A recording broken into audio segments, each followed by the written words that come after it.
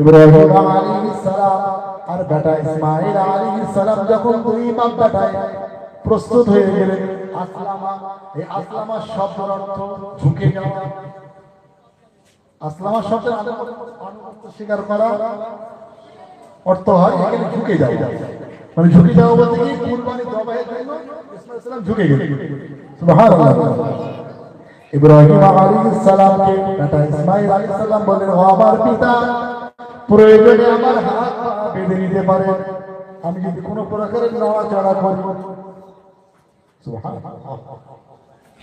ইব্রাহিম আলাইহিস সালাম তরবারি নিয়ে যখন গলায় ছুরি বসিয়ে জবাহ করার জন্য চালালেন, আর জবাব হয় না, আল্লাহর পক্ষ থেকে আদেশ হয়েছে, এই ছুরি খবরদার আমার ইসমাঈলের গলায় যেন এক চুল পরিমাণে, যেন আমার ইসমাঈলের গলায় যেন এক চুল পরিমাণে তোর ওই ধার যেন না বসে। সুবহানাল্লাহ। ইব্রাহিম আলাইহিস সালাম চেষ্টা করার পরে যখন দেখলেন হলো না, তরবারিটা ছুঁড়ে ফেলে দিলেন। ওই তরবারি পাথরেই দিয়ে আঘাত লেগেছে। একটা জান্নাতের দুম্বা আমার ইব্রাহিমের ছুরির নিচে বসিয়ে দাও, শুইয়ে দাও। বলুন সুবহানাল্লাহ, বলুন সুবহানাল্লাহ। দুম্বা কুরবানি হয়ে গেল। সেই থেকে কুরবানি আমাদের উপর ওয়াজিব হয়ে গেল। এটা হয়েছিল মিনা। আজও পর্যন্ত হাজী সাহেবরা হজ করতে যায়, মিনায় যে তাদেরকে কুরবানি করতে হয়। আল্লাহ তাআলা এটা হাজীদের মানে রুকুনের ভিতরে দিয়ে দিয়েছেন, করতেই হবে। যদি না করা হয় তো হজ বাতিল হয়ে যাবে। জানেন হাজী সাহেব অনেকের হাজী ভুল বলছি আমি। যদি কেউ কুরবানির দমটা না দেয় তার কিন্তু সমস্যা আছে, জানেন। প্রশ্ন আমার ওটা, কথা ওটা এখানে তাকওয়া। ইসমাঈল আলাইহিস সালাম, নবী ইব্রাহিম আলাইহিস সালাম, তারা দুজনেই এই জায়গায় পাশ করে গেলেন, বিধান এসে গেল। ঘটনা ছিল কোথায় আমি বলেন, মনে আছে? আব্দুল মুত্তালিব হুজুরের মানমতে ছিল। আল্লাহ তাআলা মান্নাত কবুল করে নিলেন, একে একে 10টি পুত্র দান করলেন আল্লাহ তাআলা। যখন 10টি পুত্র আল্লাহ তাআলা দুনিয়ায় পাঠালেন, দুনিয়ার বুকে আল্লাহ তাআলা নবী দাদাজান আব্দুল মুত্তালিব হুজুরের ঔরসে 10টি পুত্র জন্মগ্রহণ করলো। আল্লাহ তাআলার পক্ষ থেকে একদিন স্বপ্নের মধ্যে আসে, ইয়া আব্দুল মুত্তালিব আউফু বিনজরিকা লিরাব্বি হাযাল বাইত। আব্দুল মুত্তালিব, তুমি যে মান্যতটা করেছিলে এই কাবা ঘরের প্রভুর কাছে, এই কাবা ঘরের মালিকের কাছে যে মান্যত করেছিলে, মান্যতটা তোমার আদায় করো, পূরণ করো, পূরণ করো। বিনজরিকা, তুমি যে মান্যত করেছিলে লিরাব্বি হাযাল বাইত, এই কাবা ঘরের মালিকের কাছে। আব্দুল মুত্তালিব 10টি পুত্রকে ডাকলেন, ও বেটারা শোনো, আমি মান্যত করেছিলাম আমাদের ভাইয়ের ভিতরে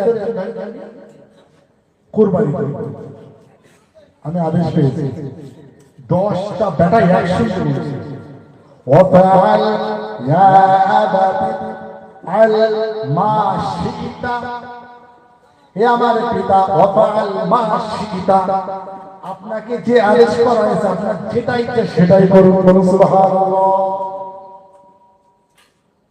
লটারি করে আব্দুল্লাহ হুজুরের নাম এসেছে। কার নাম এসেছে? 10 জন পুত্রের ভিতরে আমি সংক্ষেপে বলছি, 10 জন পুত্রের ভিতরে কার নাম এসেছে? আব্দুল্লাহ হুজুরের নাম এসেছে।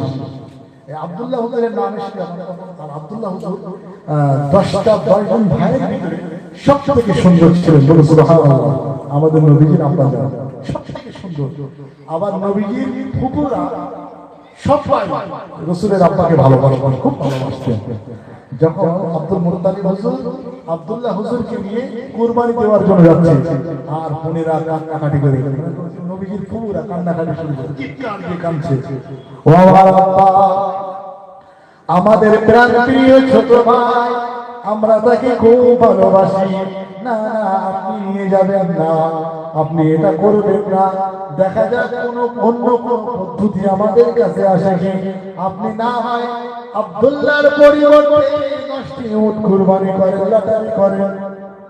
লটারি শুরু হয়ে গেল। লটারিতে 10টি উট রাখা হলো, আব্দুল্লাহ হুজুরের নাম রাখা হলো। তারপরে আব্দুল্লাহ হুজুরের নাম এমন করে একবার, দুইবার, তিনবার, চারবার, 5, 6, 7, 8, 9, 10 বারের বেলায় 10টি করে তাই করায় 109 বার পর্যন্ত পড়িনি। 10 বারে যে 100টা উট আব্দুল্লাহ হুজুরের মুক্তি পথে ফিরে হয়ে গেল। সুবহানাল্লাহ। আর কুরবানি করতে হলো না।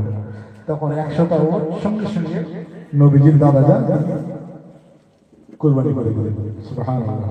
আব্দুল্লাহ হুজুর আর কুরবানি হলেন না। তাই যাবিহাই ওই আরবের একজন বেদুইন এসে রাসূলুল্লাহকে সম্বোধন করলেন, ইয়া ইবনে যাবিহাই, দুই জবের বংশধর। যায় رضي اللهم صل على سيدنا مولانا محمد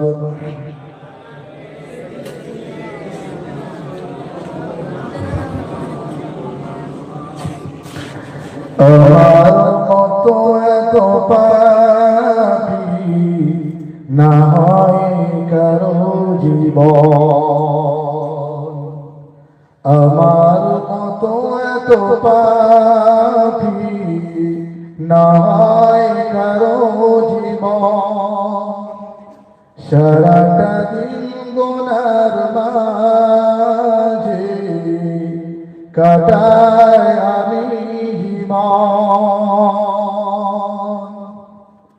জানি ফুরিয়ে যাবে এই জীবনের বাতি,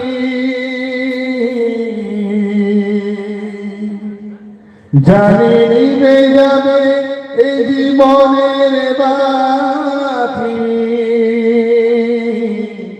আসবে যখন মালাকুল আমার মতো এত পাপী না হয় কারো জীবন, সারাটা দিন গুনার মাঝে কাটায় আমি জীবন, জানি নিভে যাবে এই জীবনের বাতি, আসবে যখন আমার মরণ, আমার মতো এত পাপী না হয় কারো জীবন, এই জীবনে কত নামাজ আমি ছাড়লাম, ফলাফল পাপী ছাড়া কি হলাম, এই জীবনে কত নামাজ আমি ছাড়লাম, ফলাফল পাপী ছাড়া কি হলাম, শয়তানের ওয়াসওয়াসায় নাম, জানি পরিণাম শুধু জাহান্নাম,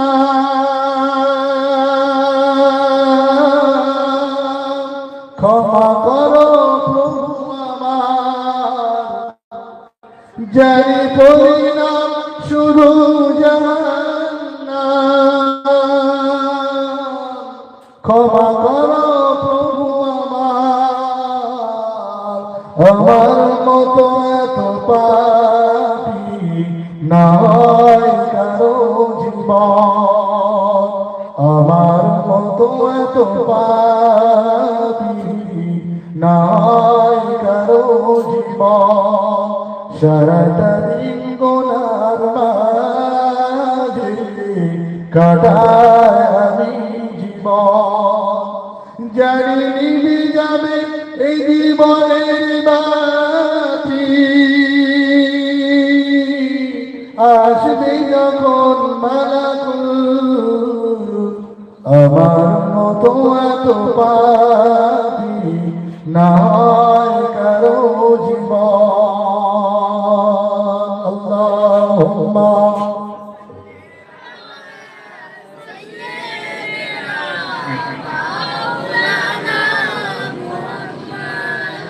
وعلى آله سيدنا مولانا محمد আলোচনা মনে আছে তো কোথায় ছিল মনে আছে আব্দুল মুত্তালিব তার মান্যত আদায় করেছে এবার চিন্তা নিলেন যে আমি আমার ছোট বেটা আব্দুল্লাহকে বিবাহ দেব তাই বিবাহ দেওয়ার উদ্দেশ্য করে তিনি বেটাকে নিয়ে মদিনায় যাচ্ছেন আম্মাজান আমিনার সঙ্গে বিবাহ হয়ে কথাবার্তা হয়েছে প্রতিমধ্যে একটা ঘটনা ঘটে গিয়েছে নবীজি আসছে মিলাদুন নবী ওই যে লেখা আছে না তারপরে চলছে নবীজি আসছে প্রস্তুতি চলছে পথে একটা ঘটনা ঘটে গেল একটা ইহুদি মহিলা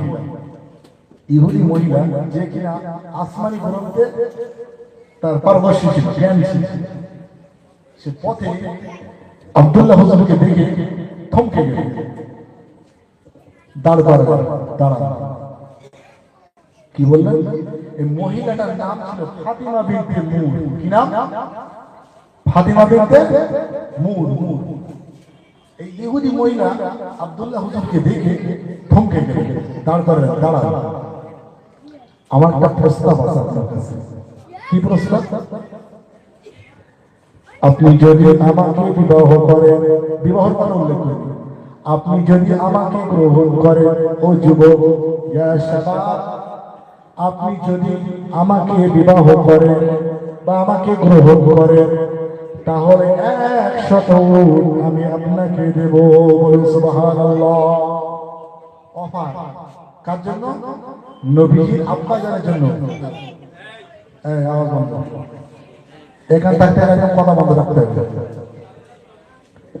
ওই ইহুদি মহিলা কি বললেন যে আপনার কাছে একটা প্রস্তাব আপনি আমাকে গ্রহণ করুন আমি আপনাকে 100টা উট দেব নবীজির আব্বা যে চরিত্রবান উত্তম চরিত্রের অধিকারী ছিলেন প্রমাণ দেখেন সঙ্গে সঙ্গে আব্দুল্লাহ হুজুর উত্তর দিচ্ছিলেন তুমি যেটা ভাবছো আমি তেমন পুরুষ না আমি কোন চরিত্রহীন পুরুষ নয় যে আমি শরীয়ত বহির্ভূত তখন পর্যন্ত শরীয়তে ঈসা চলতো সুবহানাল্লাহ এক কথায় তিনি অবৈধ সম্পর্ককে কখনোই প্রাধান্য দেননি তিনি বললেন না আমি তোমাকে গ্রহণ করতে পারবো না বলে চলে গেলেন মদিনা শরীফে যাওয়ার পরে আম্মা জান আমিনার সঙ্গে তার বিবাহ হলো 3 দিন 3 রাত থাকলেন অনেক ঘটনা বিস্তারিত বলছি না 3 দিন 3 রাত থাকার পরে আবার তিনি ফিরে আসেন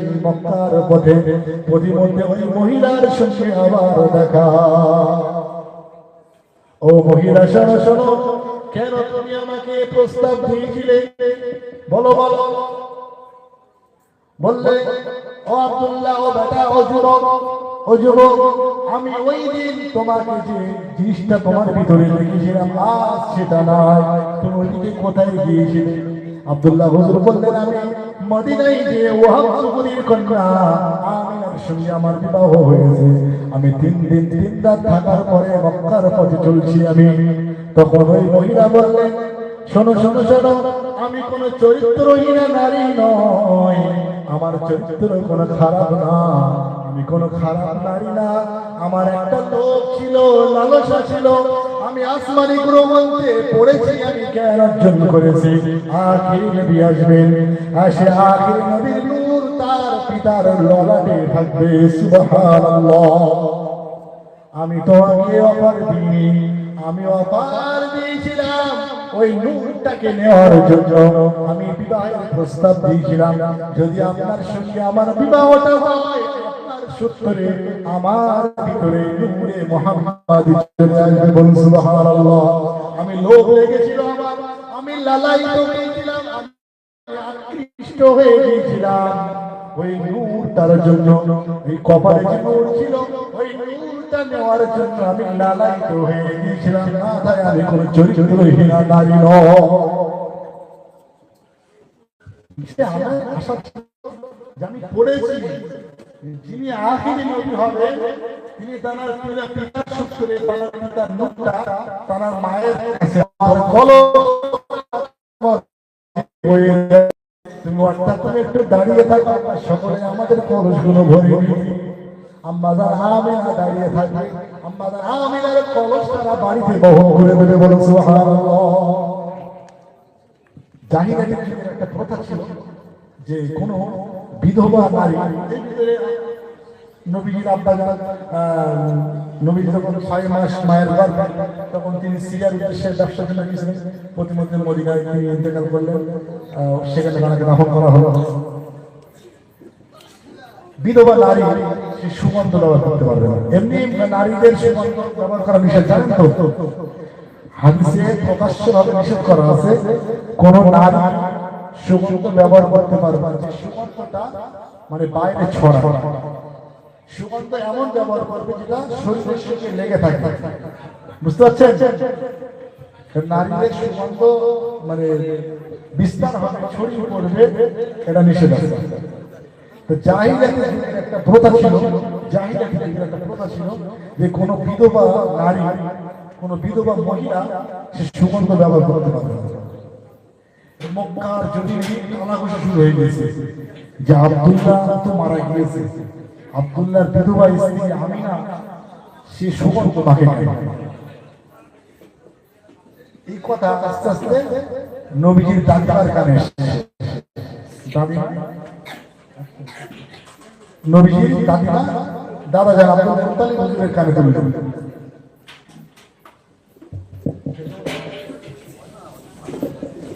আব্দুল মুত্তালিব হুজুরের কানে তুললেন। তখন দুইজনে বলছে, তুমি বলো, কে বলছে কি করে বলবো? বিধবা বৌমা কি করে বলবো? তখন শেষ পর্যন্ত আব্দুল মুত্তালিব হুজুর বললেন, মা আমিনা, চারিদিকে আমরা কান রাখতে পারছি না, তুমি কি সুগন্ধ ব্যবহার করছো? খারাপ হচ্ছে, কি সুগন্ধ ব্যবহার করছো? তখন আম্মাজান আমিনা উত্তরে বললেন, বাবাজান, শুধু তাই নয়, আমি গোসলখানায় যখন প্রবেশ করি, গোসলখানায় যেন কেউ আতর দিয়ে সুগন্ধ দিয়ে ভরপুর করে দিয়েছে, সুবহানাল্লাহ। আমি থুতু ফেলতে যাই, আমার থুতু ফেলার সঙ্গে সঙ্গে সুগন্ধ ছড়িয়ে যায়। আমি যখন ঘর থেকে বাইরে পা রাখি, সারাটা এলাকা যেন সুগন্ধে মুখরিত হয়ে যায়। এই সুগন্ধটা আমার না, আমার ঘরে যে আছে এই সুগন্ধটা তার, সুবহানাল্লাহ। নবীজি এখনো দুনিয়ায় আসেনি, আসবেন, আসছেন, সুবহানাল্লাহ।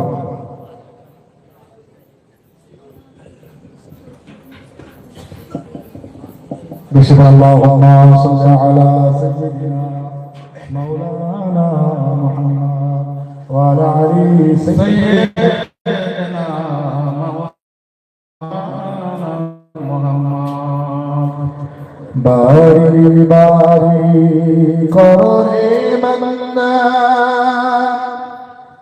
এ বাড়ি তো তোমার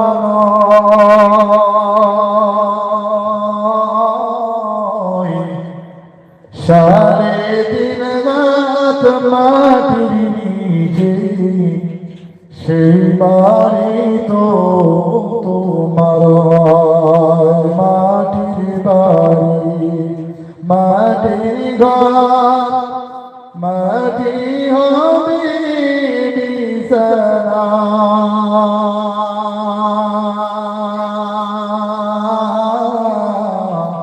এসেছো একা যাইবে একা, সঙ্গে কেহ যাইবে না, কিন্তু দেবে ডাক পড়িবে কবরের মাঝে শোইতে,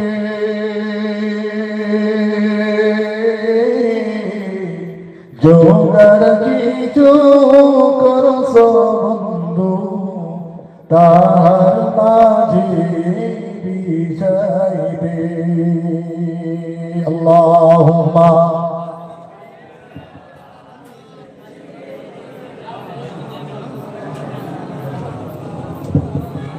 ওয়ালা আলি সাইয়্যিদিনা মাওলানা মুহাম্মদ। এই পর্যন্ত থাক, আল্লাহ যদি আবার আমাদের সুযোগ করে দেয়, দয়া করে আবার হবে ইনশাআল্লাহ। সে আমন্ত্রিত অতিথি এসে গিয়েছে, পুরস্কার দেওয়া হবে। শুধু বাংলাদেশ থেকে আগত, বাংলাদেশ থেকে আগত মাওলানা খালিদ সাইফুল্লাহ সাহেব, আন্তর্জাতিক খ্যাতি সম্পন্ন ওয়াইজি, তিনি আলোচনা রাখবেন। সময় স্বল্পতার কারণে ছেড়ে দিলাম, বেয়াদবি মাফ করবেন, ভুল ত্রুটি আল্লাহ তাআলা ক্ষমা করবেন, আমার ভাষাগত ত্রুটি হলে আপনারাও ক্ষমা করবেন। ভাইজানের হাতে হাতে মাইক ছেড়ে দিলাম, আপনারা খুব ধীর স্থির ভাবে শ্রবণ করুন। আসসালামু আলাইকুম ওয়া রাহমাতুল্লাহি।